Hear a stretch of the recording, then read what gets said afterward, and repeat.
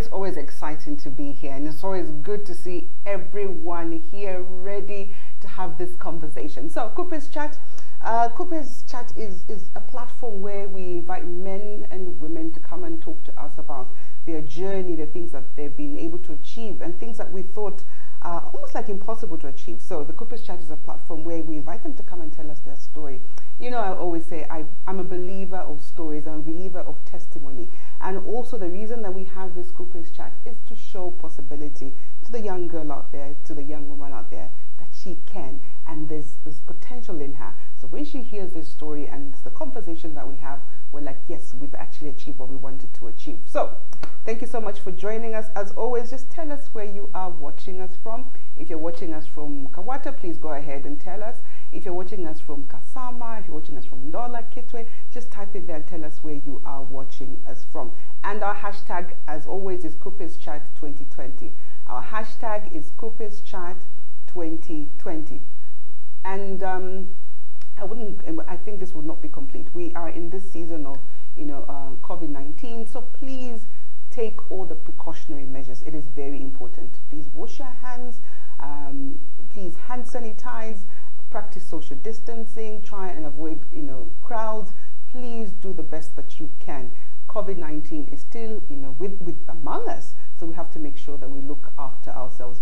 I need you and you need me. We need each other. So please, let's look after ourselves.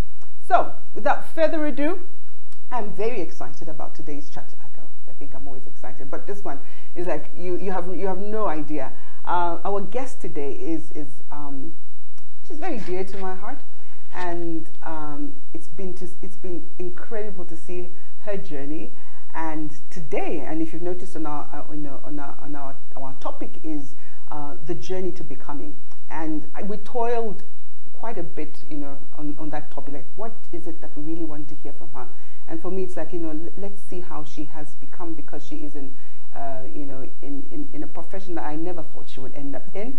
That's the story that I really want us to get at. So, join me in welcoming Janice Matwi, who is the head of ACCA, country head of ACCA Zambia. Janice, welcome. Thank you so much, and I'm just so delighted to be here.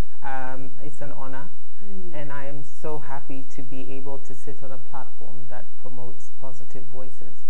I think community is very important, and like you said, it shows how somebody becomes. And yes, you have seen me unfold from the time I was 14. It has been quite a journey, and you have been one of my mentors, and I remember watching you on TV and thinking, I want to be like that, on sounds and all of those, and I'm grateful. Thank you for having me on thank you. We needed to have this. Long overdue, actually. Absolutely. Long overdue. And if some of you may be aware, the Kupes Chat, we used to have them, in a room where we'll have maybe 250, 300 girls. But I guess COVID, not even, but I guess COVID hit, and here we are. But what it has done for us, then it has given us a bigger platform. So from those ones who are not able to come to Lusaka, now they're able to participate. So in its own way, it has brought in something. There's always a good in any of these things. So you were recently awarded, I like it when I saw it, I was jumping up and about.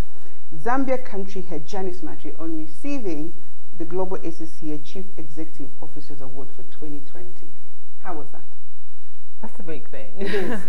It is. I think for me, it was when, so we have a local intranet in ACCA, an intranet where everybody posts stuff, and I think the call went out where they were asking for nominations, because this year obviously is unprecedented. People didn't know what they would do, and one of the things that you just talked about, innovation. People needed to rise up really quickly and fill the gap. And for us as the ACCA, we support a community in Zambia alone, 10,000 plus members and students, and it's a big thing. So I think when the call came in, I remember my team saying to me, "We're going to nominate you." I said, "Well, we are in 176 countries." Yes. And there's so many people doing so many things, and my team were like, "Well, we created a webinar when COVID hit. You said, I want to do a webinar that talks about business solutions for Zambia. And they started reminding me of all of these things that we've done. And a lot of the times, we don't own our success. And so they started reminding me of all the things that we had done in the past year. And they said, this is what you've done. And this is how, you know, you've motivated us. And this is, and I sat down and I thought, oh, okay. So they did the nominations. And I didn't see what they had written until it was posted on Arthur. And I'm part of the Africa leadership team. So my boss, the director for Africa, reached out and said, oh, you've been nominated. You're among the 85 globally that have been nominated. Congratulations. And I was like, oh, okay, thank you. You know, and they says, listen, so when I got another call from one of the executive directors in ACCA, she said, listen, a nomination is good enough in itself. That's because right, yeah. There's 85 people from 176 countries. Yeah, and I remember, you know, 2 weeks later, getting a call from Helen Brand, who is the CEO of ACCA, and I'd never spoken to her. We've seen her emails. We've been on calls together, and it's usually all the countries or all the market leaders.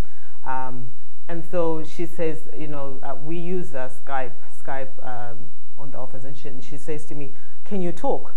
So I thought, wait, what's happening here? And I said, yeah, I can talk. And so she says to me, normally would send an email, but I'm just so delighted. I just felt that I needed to talk to you. Every time I see you post about Zambia and Arthur, I'm just always looking forward to what you're going to do next. And I'm super proud of you. You're the type of leadership we're looking for. And I just wanted to tell you, you're one of the 11. And I was the only African that was chosen out of, I think, we're 23 markets in Africa. And that was, I think, I remember, you know, giggling away. And she also started to laugh. And she says, well, this is now, you know, we started giggling on the road. And this is my CEO. And I'm always seeing her on serious calls. So it was such an experience. And I think it took a few days to sink in. And so when we had, so because we're a member-run organization, we have what we call the Member Network Panel. And this is an advisory board that advises us and actually looks after the interests of the members. And so the chairman of the board says, this has never happened before. Oh, wow. Because apparently I was the first country head to actually win this globally. Oh, wow. And so he says, we want to make an announcement. We want to celebrate you. I was like, well, you know, he says, no, I'm not even going to take no for an answer, because every time we speak to you, you then say, oh, but my team. So he says, this is about you. And so the announcement was made, and it was so surreal. I think it was then sitting down and then going back into myself and thinking, I've done it. You've done it. And one of the things, I think, when I took up the role, and it's a very funny story of how I took up the role, but when I took up the role, I told myself that I was going to give Zambia a voice, because sitting on... And you've done pretty well on that, Janice. Thank you. You've done pretty well on that. Go on, there's something I want to follow up on, something that you just said earlier. Yeah. And I think sitting on the Africa leadership team, I begin to see, you know, that Nigeria has a voice, Kenya has a voice, South Africa has a voice. And when you sit down, what's Zambia doing? And so for me, it became more than just a job. It became a calling to then highlight the skills that Zambia has, because we have amazing people. We have amazing talent and skill. That's right. And so a lot of the programs that we're doing are then to expose Zambia to the rest of the world. And so, yeah, so that's the journey so far. Fantastic. In your earlier remarks, you talked about owning your success. You said we sometimes don't own our success. How is that? And what do you think is the reason as to why we don't own our success? So I think, you know, a lot of the things, and I've done a lot of work around just, you know, a lot of introspection. And I think one of the biggest things that we have is that our value system or our culture teaches us to be humble. And so you have a lot of instances where you feel like talking about yourself is not being humble. It's not humility. It's like beating your chest.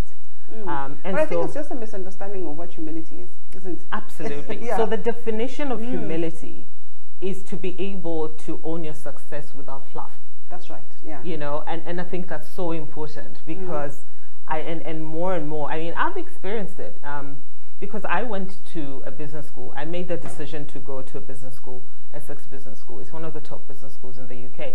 And we were taught to own our success. That's right. Because they said you're a CEO of a company, and when you're talking about a company, when you're talking about your results, your performance in your company, and you're talking, you know, with an apologetic tone, that could hit your company portfolio in terms of value.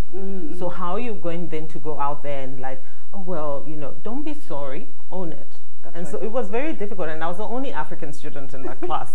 So I was, you know, I was very, you know, even having conversations, and I would see how spirited my classmates were when it came to, you know, debate, and they would stand upon their values and principles. And so I think that was where my story started, and thinking about, you know, thinking about it and thinking about what is humility. And so owning your success, we were taught even as we were growing up, don't talk about yourself. You know, no, you know, don't stop, especially as a female, and that's a whole nother layer. As the female, there's a lot of microaggressions, and microaggressions are basically people trying, are you sure? You know, it's people questioning who you are. You're making a decision and people are, Norena, maybe you should ask Tom what he thinks. It's more like women are not capable. But I began to understand as well microaggressions are alive and well, especially in Africa. And it was then also having the extra layer and working for a global company, being a black woman. So there's the African aspect, there's the fact that you're a woman and a black woman. So there's a lot of layers that you have to go through in order for you to be accepted. And even then, you realize that validation doesn't come from your surrounding, it comes from yourself. Because then you will never do anything. That's right, that's right. Something that you said, watering down your success. And I think these are the conversations that we have with the girls. They say, when you're running a business, it doesn't matter how small it is. So if somebody asks, if you sell hair, for instance, and somebody asks you, so what do? You know, you don't start scratching your head. No, maybe I just started something small the other day. No, get up and tell us. Oh yeah, I own, you know, I sell hair, and you know, 100%, whatever it is that you do, whether it's you're in farming, whatever it is, sit up and tell us what you actually do, because then when you speak confidently, then I can actually trust you and say there must be something there. So thank you for reminding us that we should not water down our success in the name of humility. Absolutely. And in talking about hair, it's a multi-billion-dollar industry. Yes. So you could say I'm a CEO of a multi-billion-dollar industry. I sell hair. Yeah. I'm in the fashion industry, or I'm in the beauty industry. And I think changing the narrative around a lot of the things that we do and encounter changes how you carry yourself and how you move forward. For instance, I'm running an accountancy association, and I'm not even an accountant. I have an MBA. Yes, so, and that's the one that, you know, somebody's like, really, how? I say, well, get on Saturday, and you'll be able to see what we're talking about. Quickly, you said something very interesting. I think maybe it was a few weeks ago. We are all taking different paths with different experiences. No two paths are exactly alike. Never trivialize anyone's experience. It's their walk, their journey to their dreams. You don't know what they have sacrificed to be where they are now. I even get goosebumps when I read this. Respect the unveiling of one's destiny. Drop judgment, for it robs you of evolution and awakening. Powerful, Janice. Where did that come from? So, obviously you're in my inner circle, and you know that 2 years ago we went through a traumatic life event. Right. We lost our baby, and that changed me completely. It changed the way I look at life. And I remember, and it was a stillbirth. A few days before I was going to give birth, we were told there was no heartbeat. The worst words anyone can ever hear. And I think in that journey of discovery, it was then asking myself, and I think one of the things, when you're carrying a baby, you're very sure, I'm going to have a baby. Baby shower, everything. But then something happens that stops you in your tracks. That's right. Yeah. And that stopping you in your tracks then makes you reassess life and think about, who am I? You know, what am I here for? And you start to question your purpose. And I think one of the things during the process of healing for us as a family, and I say us, was us asking ourselves, what is certain? You know, because we always were all very certain about, next week I'm going to town to buy this. But only God knows what is certain. And today is the only, and that's why, you know, as cliche as it sounds, that's why it's called a present. That's right. Because it's today that you have that certainty of sorts. Next week is not promised. So for us, you know, it was a process of going through rediscovery, and then at some point I remember, you know, getting angry about people not understanding, because some people had very insensitive comments around, you've never seen this child, why are you still crying? But it was about, I lost a child. That's right. Yes, I have 3 other children, but I lost this child who was a different person, was a different personality, who was going to be probably Zambia's first female president. And so for us, it was then sitting down and reassessing and saying, who are we? And then unpacking. And in that unpacking, sorry, I need like a tissue. Okay. But in that unpacking, it was then, realizing that every journey is important. It was then realizing that everyone has a battle they're fighting that they never talk about. Oh, wow. Because I remember, when I went onto social media and on my page on Instagram, when I went and I spoke about losing our baby, I had so many people coming into my box and saying, thank you, thank you so much. I have been, sorry about this, I've got allergies, but people said, I've lost a child. I lost a child, and our culture is such that you're not allowed to cry for a baby that was never born, but they were born anyways. They were, even if they were born asleep. And so I had so many people and so many conversations, and I started looking at people differently. I'm like, I've known this person for 5 years, and I never knew they have a struggle. They've had 3 miscarriages. They've lost 2 babies, and it's a struggle that they go through. And so a lot of people go through different struggles and then act a certain way, and we then judge them.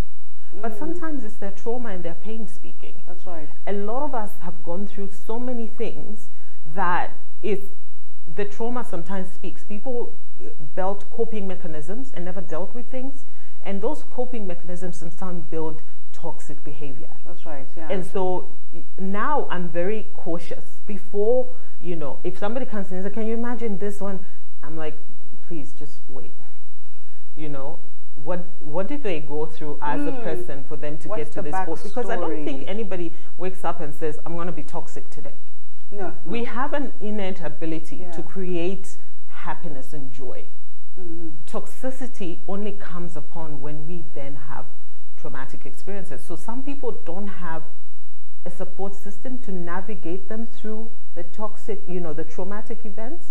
So then they become toxic. But for me, so when I wrote that, I remember, it was just thinking about how I have to respect every journey. And I say I'm a Christian. And that also opened me to another layer of God is love. Oh, wow. Because God overlooks our toxicity, overlooks our wretchedness. And he loves us anyway. And so that then opened me up and said, this is why God loves us all. Yes. Because he understands the underlying trauma or the underlying root of somebody's behavior. And so for us, and for me, very big is that now I'm not judgmental. I try, and I'm working on it, but I try. But one of the biggest things, which was my breakthrough, was to realize that I was toxic to some people. It was hard to then think, wow, I was actually toxic to that person. Oh, wow. And having to then... How did you get to that space to actually realize that perhaps, yes, I am? I realized I worked for an organization that was very toxic at some point.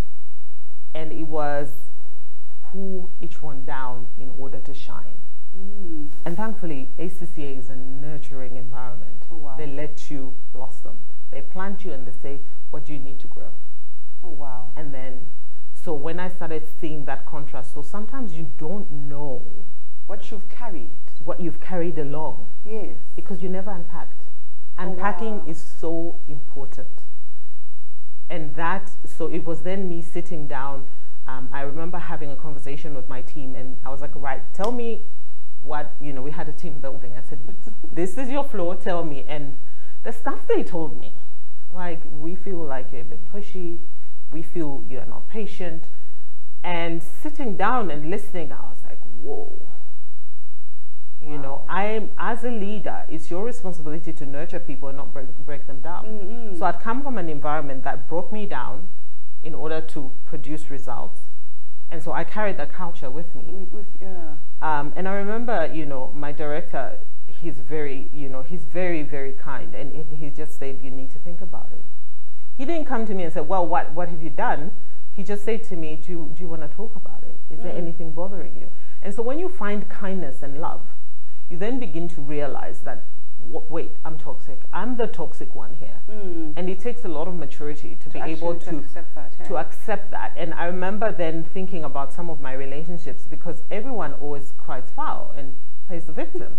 And I began to realize, wait, that relationship, I was the toxic one. That relationship, I was the toxic one. And so it was going back. I've spoken to some people, and some people have just, and it's important when you realize that you were the toxic one to forgive yourself. Because again, for me, and as a Christian, the devil uses that unforgiveness to remind you that you're not worthy. And he will take you back. Yeah, like, well, you don't remember you snapped at this one, or, you know, and that was a big turning point. So beginning to realize that I need to respect somebody's unfolding, because that's their journey that God has created for them, was very important. And not saying, you know, and I think judgment is what, you know, brings people down. If you're a mom who parents different, who am I to say that you're not parenting right? Because your circumstances are different. If you have a, you know, I work a lot. My career has been a lot of work and hours, but I have a strong support system. And I mean, I've had instances where I've gone to a school and they're like, oh, Aiden's mom, nice to finally meet you.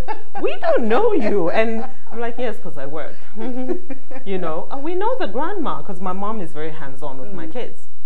And so I used to feel very guilty about that, and I thought I had to be a certain kind of mom. That I had to be there for the PTA meetings whilst, you know, zooming through traffic on a Zoom call, and, you know, Microsoft Team meetings, zooming through traffic, and by the time you get to your kids' school, you're so frazzled, you're not even listening to, but just to make an appearance. And so I very much intentionally set time aside with my kids over the weekend. I don't do functions a lot. So weekends are for my kids, because I know Monday to Friday is insane. I know. And just talking about, it's amazing how I always say this, you know, every household has its own heartbeat. Every relationship has its own heartbeat. So what we work in, I say this the other time, what we work in house number 4, flat number 2, might not necessarily work in yours, because your relationship and the way you handle, you know, the homestead is extremely different from the other ones. And I think it's very important for people to understand, and also for women. You say something very interesting, where the expectation is that it will be, you have to be this way. I said some time back, I'm not superwoman, and I've never, you know, said, oh, I'm superwoman, I will jot from here to there to there. How important is a support system? Because for me, I believe we've been blessed in Zambia to be able to have, you know, help in our homes. We've been blessed to have, you know, you got your mother, you got your aunties, you got your sisters. How important is for people to tap into that support system, especially the young corporate? It's absolutely important. And for me, my support system starts with my husband. And he's cut from a different cloth. No, he is not. No, he is. I'm like, yeah, no, he is. He's yeah, I have no words. He's the ground I stand on. And he's, you know, he's my mentor, he's my critic. Even when he knows that I'm being toxic, he says to me, this is not acceptable. This is not your value system. You need to reassess. You know, there are times where I want to send an angry email and I send it to him first. It's like, how does it? It's like, no, this is not going to work. Your message is getting lost in translation because you're so angry. And he's very hands-on with our kids. There are moments where he's like, if you're really tired, I'm going to cook. And so he would then plan a meal, and sometimes he will call me and he'll ask me, You know, it's those things. I know you are in And meetings. you know, I'm laughing right now because I'm thinking, some people are typing, I'm sure they're thinking, where did he come from? Like, sit down, I'm gonna cook.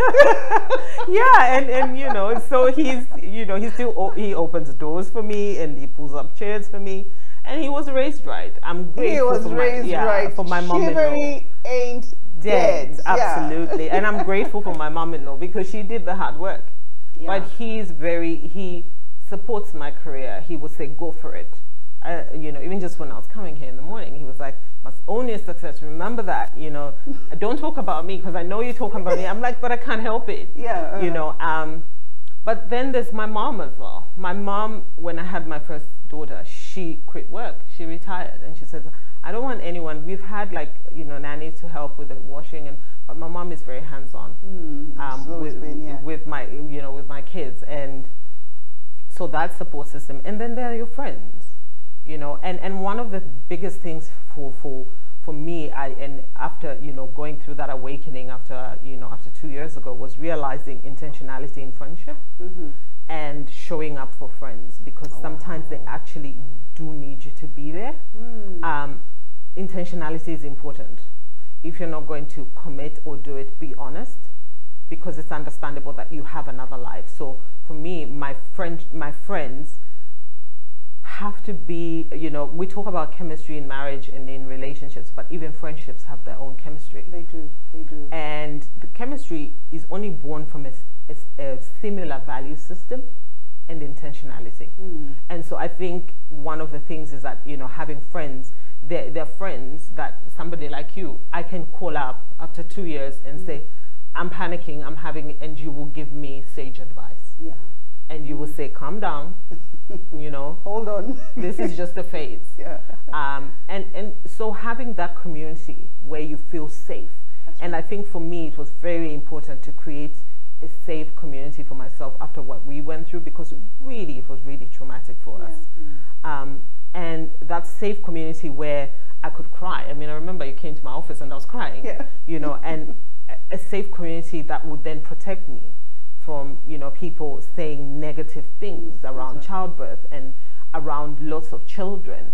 And they're having people who can figure me out and don't understand where my success comes from, and put me in boxes. And I have friends who would defend me. That's right. In a room, and I don't even get to know about it until somebody says, well, you know, I was in Norena and she was really upset when somebody said this.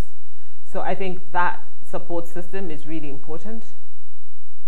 It helps you build yourself and it helps you grow, because the safety in community is what gives you that drive and helps you just transform. That's right. Yeah. And evolve into the best self that you can ever be, because you always need to seek the higher version of yourself. Indeed. So, Janice, not an accountant, and then now you find yourself as country head ACCA. I know that we have been schooled to so if I read law, or perhaps I study economics, then my eventual landing has to be, you know, how did you get to ACCA? And I'm just trying to, like, let me find the right question. So there's probably somebody sitting out there. You've got an MBA. Yeah. You're not an accountant by profession, and you find yourself as ACCA head. How did that happen? Yeah, so I started out as a marketer, and yeah, again, you know, it was seeing somebody like you getting into the industry, and you were telling us about, you know, a lot of the things that you were doing. That's right. And just getting exposure. My mom was a marketer as well, so I think it was then, you know, getting started there. And as time, you know, and that's why evolution is important, and to understand seasons in one's life, because if you stick to a particular path, sometimes you will miss changing into another season. And so I think for me, it was starting out as a marketer. I worked for ad agencies, and at that time, I just wanted to learn. I worked in customer service, you know, for a pay TV company, and it was evolving as I went along. It was then when I found an avenue that was interesting, I would ask questions. I was curious. I was asking, how do you do this? How do I do this and how do I do that? And sooner or later, I ended up being in a commercial role, which then exposed me to the 360 of business and understanding, balance sheets and understanding, commercializing a lot of products. And so for me, it was very important to then learn. And so it was asking a lot of questions. What does this mean? Why are we doing this? And, and for me, one of the biggest things was my training ground was the telecoms. The telecoms are the best training ground if you want to go commercial. Really? And I really enjoyed that.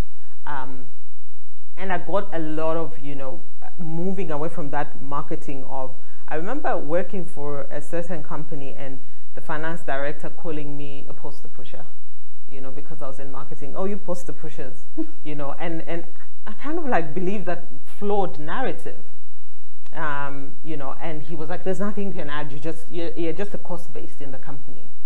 When I moved to telecoms, I realized there was more than that. Having to manage a multi-million-dollar budget. I didn't know anything about Excel. I hated math at first. And so that's why you must try and learn things that make you uncomfortable. And so was sitting down and then understanding and, going through and getting to learn a lot of things and realizing that marketing is basically product experience. That's right. So it's from inception to market and sitting down and thinking about it. And that's where it all started. And after that, I decided to go to business school in the UK and came back and started working for in digital finance. I got an award there as well because, again, it was that fearlessness of being able to turn a business around. The business had been assessed a year before I started, and within 6 months, it had turned around and it was making a profit. And again, it was that bold and courageous move to just be able to do the right thing and realizing I'm here for the business and not to make relationships. I wasn't very popular, but I think that, the business improved and thus I was reporting into the board and they wanted results. And while I was there minding my own business and telling my story, and like you, I am a huge fan of owning your narrative. That's right, yeah. Because if you leave a gap in the space, somebody else will tell your story. So you must own that space. So I started telling, on LinkedIn, storytelling about what I did. This is what we're doing. This is how it started, and this is the end result. And yeah, in comes, a headhunter into my mailbox on LinkedIn and say, would you like to run ACCA? I said, well, I'm not even an accountant. They said, well, yeah, we're not looking for an accountant. We're looking for somebody who can run a community and show value and, showcase what we do, because a lot of the work that we do is policy advocacy, to be able to create policies that impact economies. And so they're like, yeah, we've seen your work. Do you want to? And I think I was told we were about 8 people that were interviewed. It was a rigorous process, took 3 months. Wow. And I finally got the role. I didn't know anybody. I didn't apply for the job. They just saw what I had been doing on LinkedIn. You said something very interesting about when you getting into that space, also being able to ask questions, the inquisitiveness. I mean, how important it is, especially for the young person, out there. And also, you talked about when you started off, you went into customer service, you did all these things. You did not end up here just like that. The process, Janice. The process, I think, is a lot of sacrifice. One of the things is that people always ask me work-life balance, and I say it doesn't exist. No, it doesn't. It's a unicorn. There is no work-life balance because something always suffers. I know that if I am in a board meeting today, I can't pick up my son from school and hear about how his day was, but I can schedule time in the evening.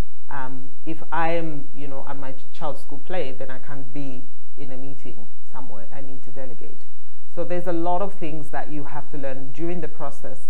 You realize that you create the balance that works for you. The balance that works for you. You create a balance that works for you. And there is no formula. No one can tell you that they got it right. Everyone has a different way of working depending on your value system and where you are in your life. That's right, yeah. One of the things is that my work, I travel a lot. So sometimes I'm away from home. And I miss my family, but I understand the sacrifice that I have to make in order for me to have a good career and to provide, to contribute That's right, to, you know, to the welfare of the family. And so these are some of the things that are really important. And also, one of the things that I made, you know, a choice I made early on is I don't party hard. I used to when I was in college, but I save my time to read and explore. A lot of the times, you know, I'm reading, I'm into digital. Yes, you and are, so yeah. I read a lot all the time on my phone, and, you know, I'm always checking and what are the trends, what's best practice, you know, all of these things to be able to learn, because now we're connected globally. You know, for the first time ever in the world, we are not like our parents or our grandparents. We have the same information. There's information equality. That's right. Yes. And you have to make the conscious choice to pursue that information in order for you. I mean, I used to spend, even when I got this invitation from ACCA, I was watching videos on interview techniques on YouTube. Oh, wow. I started watching what do you say, how do you say, because I'd never had a Skype interview before. It was always face to face. That's right. And the panel was global. There were people from the UK on the panel. There was a Pan-African who, you know, there was somebody from East Africa, West Africa, and was then thinking, how do I then speak to a panel that is that global? Very diverse. Yeah. Because I'm used to Zambians and they would understand certain examples I give. But a person globally would think, okay, that's bizarre. You know? Yeah, so I think that is putting in the work. And it's, again, being inquisitive. Find somebody who you can trust, because, again, you have to be careful who you pick. There were people that I reached out to that belittled me and belittled my ambitions, but I was determined. You're determined, yeah. For me, it was, you know, I have to get to the top. It's not a negotiation. And you know, if they won't give me a seat at the table, I'll build my own table. That's right. Because I have a daughter looking at me and thinking, I have a mom, you know, she has to find a better world. That's right. Yeah. With me as a blueprint. You know, so there was a bigger purpose driving my, you know, my drive to success. So yeah. So here you are. How were you received in Zambia? Because obviously we like I said, our assumption would be this is ACCA Zambia. It has to be an accountant, obviously. But you being a marketer, what sort of, in fact, before I talk about the flair that you brought to, because you really taught a different flair to ACCA, but how were you received not being an accountant in the accounting profession? So there were several feelings. Some felt I was unworthy, some felt I was too young. I remember sitting with one of the people saying, you know, ACCA. I said, no, MBA. And it's like, oh, so how are you going to run? So just you wait and see. And I think one of the things is that I have been emboldened with, you know, because I know what my purpose is. And once you stick to purpose, it's important for you to understand that there will be naysayers. I remember one of my friends, he's a CEO at one of the big 4 audit firms. And he said to me something very prolific, and he said, there will be 3 types of audiences that you will meet in everything as a transformational leader. You will have the first audience that are the naysayers, and they're the loudest. Oh, and they are. They will tell you how it can't be done. You're wasting your time. Exactly. Why did you even think it? They will tell you, you know, they're the naysayers. Yeah. Then you will have the standbys, the ones that stand at the edge and watch you. See how you're going to navigate. Absolutely. Yeah. Then you will have the people that will follow you even before you extrapolate your vision. Focus on the ones that follow you, because they matter. They will remind you that you're doing the right thing. And as you progress and transform, the ones that were standing on the sidelines, who were perhaps not very sure about your capability, will follow. Some will still not be sure, and that's okay. Then you will get to the naysayers. Some of them will be converted, and some of them will lower their voice because they're too ashamed to follow you. Oh, wow. And I thought, oh, that's very prolific. Absolutely. Oh my, I love that. Please, you have to say that. I always ask, please just say that again. So you've got the naysayers. You've got the naysayers, who are the loudest. The loudest. And then you've got the ones that are not sure, and you stand on the sidelines to waiting. watch. So just in case she falls, then I'm yeah, here. then I'm out. Oh, okay. Then I'm gonna bounce. But if she makes it, yeah, she's my guy. Yeah. Then you have the ones that follow you no matter what. The ones that say, yes, Lorena, we are with you. Regardless. If you fail, it's all right. And that's your safe community. That's right, yeah. That's the one that you need to focus on, because there will be people that will tell you what you want to do is not possible. So was there an expectation on you, obviously, to behave in a certain way, being a marketer? And also, did they like expectations to, because I mean, I don't know, I'm married to an accountant, so yeah. So there's that, thing about being an accountant, being being a certain way. Was that the expectation as well? My contract actually has a behavior clause. That's how serious it is. So it's a very interesting clause in terms of how I should dress and how I should carry myself. But it's understandable. That's right, yeah. I am, the strategic and legal representative of my boss in Zambia. That's right, yeah. I am the representative of a global prestigious brand that was born in 1908. So it's very important to be able to carry yourself a certain way. So there's certain functions I can't go to. I can't be as vocal on my social media because my voice carries weight. That's right. Because if I say something, I might be quoted in the media, and it is not the policy stance of ACCA. So I need to, and that's one of the things that's really, I look at the TikTok challenges now. My daughter has been wanting for me to do it, and I'm going to get around to doing it. But some of them are really raunchy, and employers are looking online. That's right, yes. We were looking for a business development manager, and there was one really bright, shining star, a lovely girl. And when we went to her social media, she was highly controversial. Oh, and wow. Compliance, because we are supported centrally. And so, look, the UK, then they're the ones who even discovered the link, and they said, look, we don't think she's the right fit for our value system. Oh, wow. Do you know what? There was, I followed an interesting conversation on Twitter, and somebody had said, how can they do this to me? They went onto my social media page and they've now denied me a job. I mean, within their freedom. And I was like, this is something, please talk a little bit more about that, because we talk about you are one individual. So I'm not quite sure what it means to be different individuals in different spaces. So which means you're not a consistent person, and that's very dangerous, isn't it? So are you telling me then that on social media I need to be this person, but when I'm working I'm going to be this person, when I'm at church I need to be this person? So just please say a little bit more about that, because young people nowadays don't understand that whatever it is that they say on social media, that speaks of who they are and what they believe in. And they do not understand that, like you said, this is an eye-opener. Please say that a little bit more, that we will go to social media to check what you talk about.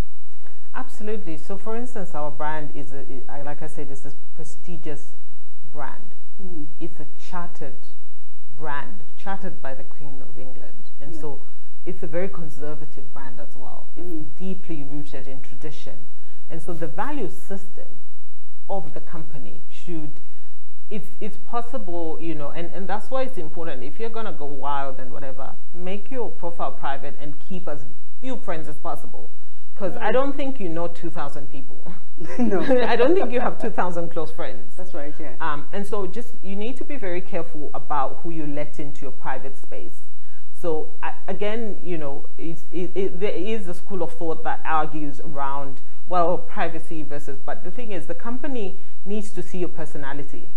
We do personality tests, but in some instances, some job grades don't require personality tests, and so your personality test becomes your social media timeline.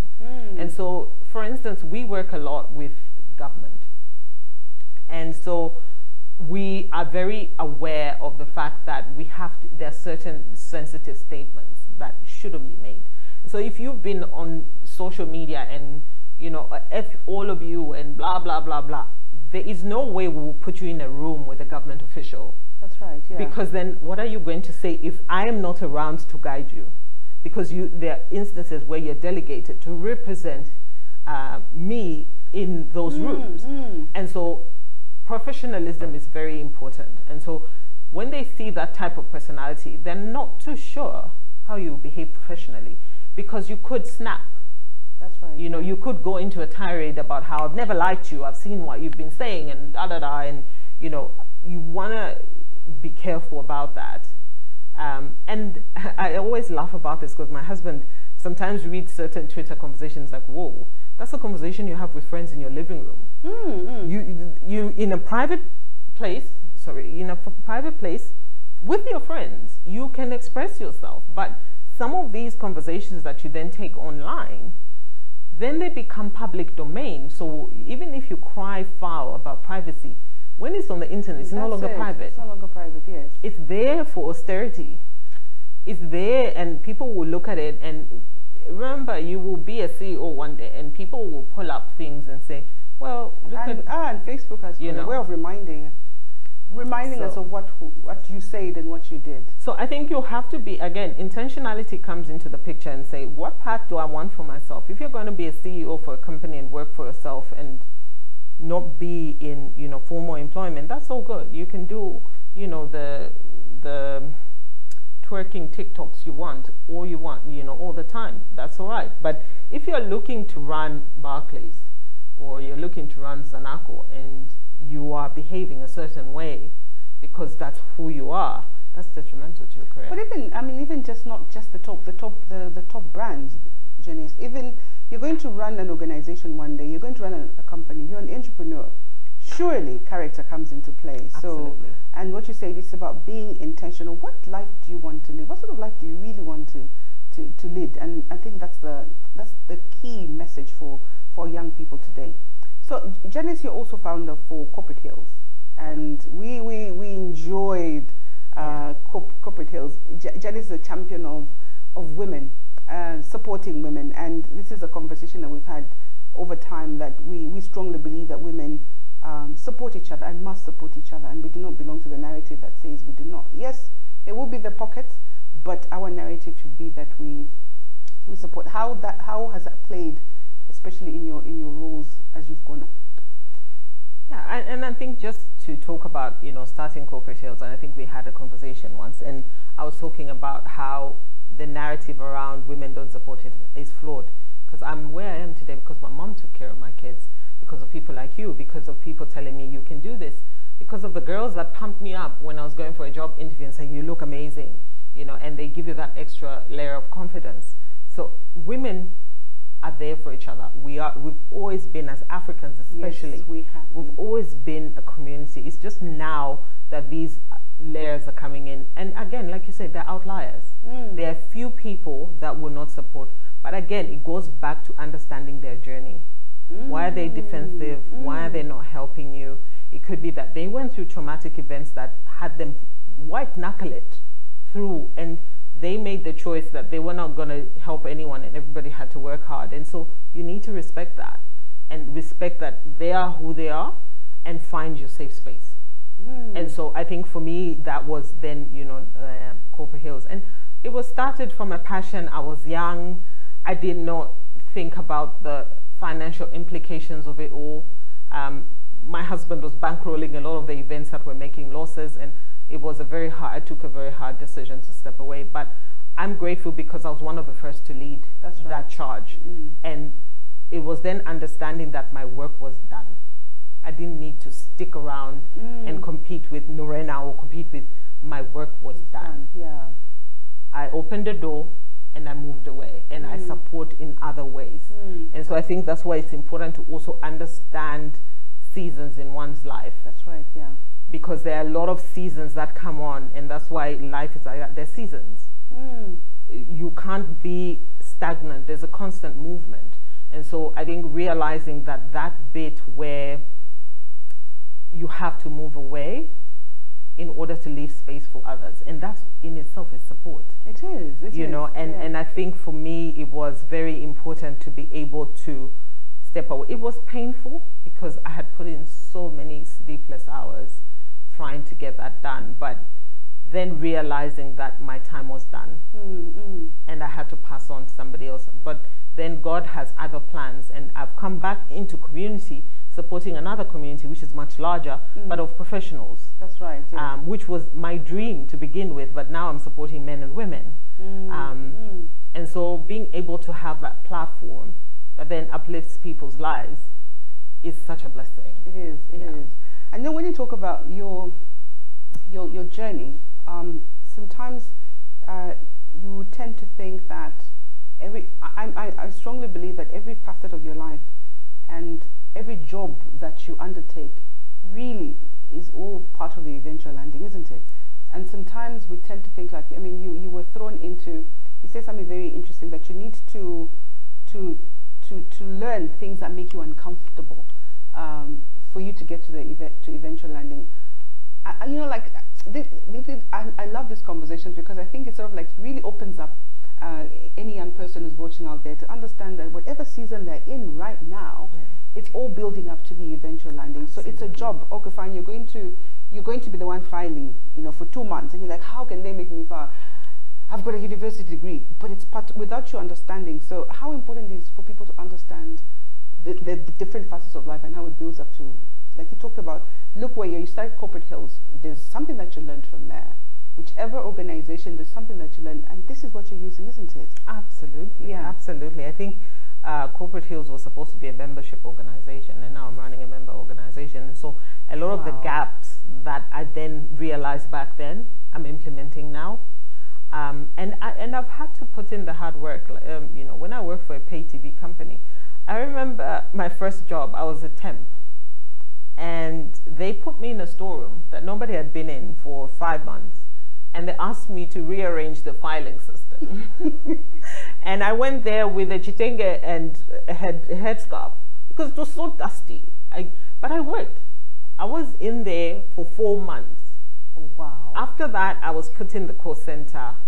After that, I was confirmed. And they said, initially that said there were no positions, but you can go and do the filing system. And I put in the work. And even that, I learned quite a lot because it was then, you know, in those moments, and one of the biggest things that I've also had to learn is that with everything, there's a pause in life, hey? Your heartbeat, there's a pause. It doesn't be do, do, do, do, do, do, do, do. There's a pause. And you have to honor the pause because in that pause, great things happen. Oh, wow. When there's a pause in your life or you're about to, you know, you think you're going higher and higher and then God stops you, there's a pause. You need to respect the pause. And in that moment, I realized that was a pause in my life and the transformation was happening. I changed my attitude towards things. I stopped feeling entitled because I thought, I wanted a job. I've been praying and fasting for a job and God has given me the job. Is it in the package that I wanted it to come in? Maybe no. Not. But let me do my best. Because it was one of those. And so I realized, even with your breath, there's a pause. In that pause, we tend to neglect that pause. When you are paused and everything is crumbling or nothing is moving or nothing is happening, respect the pause. Honor the pause. Listen to what's happening. And if you listen, you will head the right direction. But we want in that pause, like right now, God has decided He's given us a pause with COVID-19. Yes. The pause. Respect the pause. What has come out of this? Innovation. Here we are. Because we were going and going and going and going, and we didn't have the opportunity to pause and think about innovation. We wouldn't have thought of all of this. But the pause is key. Honor the pause. Respect the pause. I love that one. We're going to tweet this one. We're definitely going to tweet. I'm telling you, we're going to tweet. So family, Janice, and we talked about us, you know, the work-life balance, and you and I have actually agreed that it really doesn't exist. One thing has to follow. Being where you are, and with the children, and with somebody who's sitting there who's a mom, what are the key things that you would like to give your children? And not exactly material things, Janice, but as a mother who's in the corporate space, and especially with your daughter. So I think it's conversations and creating safe spaces. I'm a huge fan of that. One of the biggest things I remember, you know, and remember, we're carrying along generational trauma from our parents' parenting, and they didn't know better. We can't blame them. One of the biggest things was then realizing that our parents did the best they could with what they had. Period. You cannot go around in life and saying, because my parents never took me to private school, never did this for me, so I am this person. No. They did their best. They love you, or they loved you if they're no longer here. They did their best. So it's now time, and I've made a very conscious choice. I say generational trauma ends with me. Every flawed narrative that we've carried on in terms of things like savings, shipwe, it's a very flawed narrative. We need to save. We need to save for a future. We cannot trust on eventualities. That's right, yeah. You know, we cannot trust on running to Norena and borrowing money. That's why we end up building animosity with friends. She drives a Benz, she can't even give me 5,000, but she's planned for that money. That's right, yeah. If she's going to go on holiday with her kids, why should it hurt you? Because she's planned for that money. So those flawed narratives. So we talk to our children, especially, you know, all of our children. Our daughter is older. We talk to her about money. We talk to her about the, you know, inheritance and how she shouldn't be entitled. It's important for her to understand we're working hard for her, but she needs to work harder for herself. That's right, yeah. And so those narratives were beginning to break them down. And so I remember we had a whole conversation. I think she was my daughter didn't do very well with one of her subjects in school, in university. And I was so upset, and I said, how could you do this? We're paying so much money. And she sent me this really touching SMS, a WhatsApp message. And she said, Mom, you've always said that if I'm unhappy, I should be able to talk to you. But the way you reacted today, you scared me, and I can't really talk to you when you're like that. Yo, I was like, kid. Oh, wow. And I called her and I said, I'm so sorry. I only started hearing I'm sorry from my mom later on in my life. And I love my mom, but her sorry was, let's go, let me buy you something, after she had shouted at me. And so I made a conscious decision to say sorry to my kids. That's when right. I know that I'm wrong. So that they know that they have a friend in me. I'm a parent, but I'm their friend. So it was those flawed narratives of managing the parental aspect. So, and also saying, you matter. You matter. You were created for a reason, and you taking up space on this earth is important. You must be heard. You must walk in a room, amplify your voice. Do not be disrespectful, but speak. Oh, wow. Hey, Janice. This has been exciting. We could go on and on, but yeah, we will continue. I mean, obviously the Kupes chats, when they open up, and I've got another space for you, you know that, that the conversation will take on. But I just want to say thank you so much, Janice, for being with us this afternoon, for being with us today. It's been an absolute pleasure. There's so many things. I mean, like I think the inboxes will really be full today in tweeting talking about what you've just said. But so thank you very much. So we've come to the end of our Kupes chat. It's been wonderful. It's been amazing. It's been an eye-opener.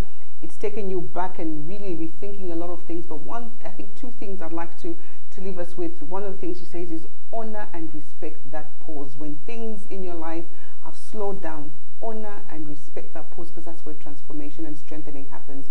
One key thing she said is please own your success. On your success. It's been an absolutely wonderful time. Thank you for joining us. Please have a wonderful, wonderful time wherever you are. God bless, and we'll see you next time.